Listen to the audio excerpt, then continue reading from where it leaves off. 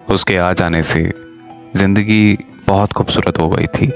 मुझे ऐसा लगता था कि खुदा मेहरबान हो गया है। पता नहीं मेरी किस नेकी का सिला था जो वो मुझे मिल गया था। आखिर मेरी दुआ कबूल हो गई और मुझे सच्ची मोहब्बत मिल गई।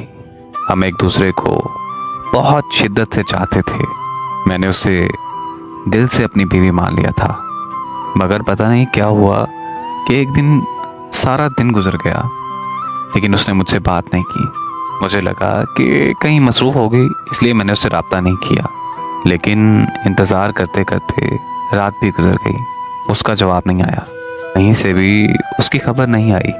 कुछ दिन गुजरे तो अचानक उसका मैसेज आया कि मुझे भूल जाओ, हम कभी एक नहीं हो सकते। मैं ये नंबर हमेशा हमेशा के लिए बंद कर रही हूँ और मुझसे रब्ता करने की कभी कोशिश ना करना। मैंने उसे बहुत बार कॉल की लेकिन उसका नंबर बंद आ रहा था। बहुत परेशान था मैं।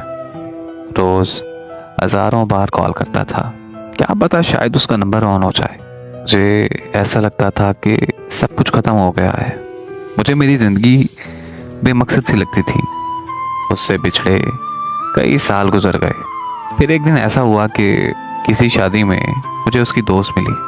उससे पता चला कि उसका एक्सीडेंट हुआ है और एक्सीडेंट के दौरान उसका एक हाथ कट गया है, इसलिए उसने मुझे छोड़ दिया था।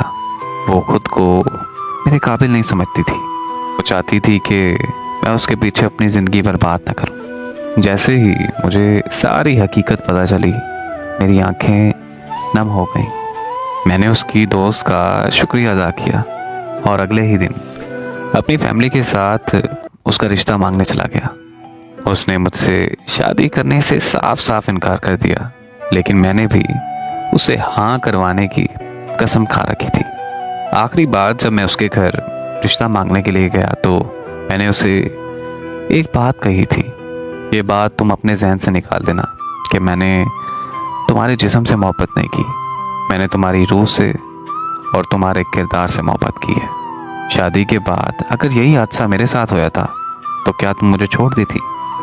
उसने मुझे जवाब दिया कि हर किस नहीं, मैं आपको कभी ना छोड़ती।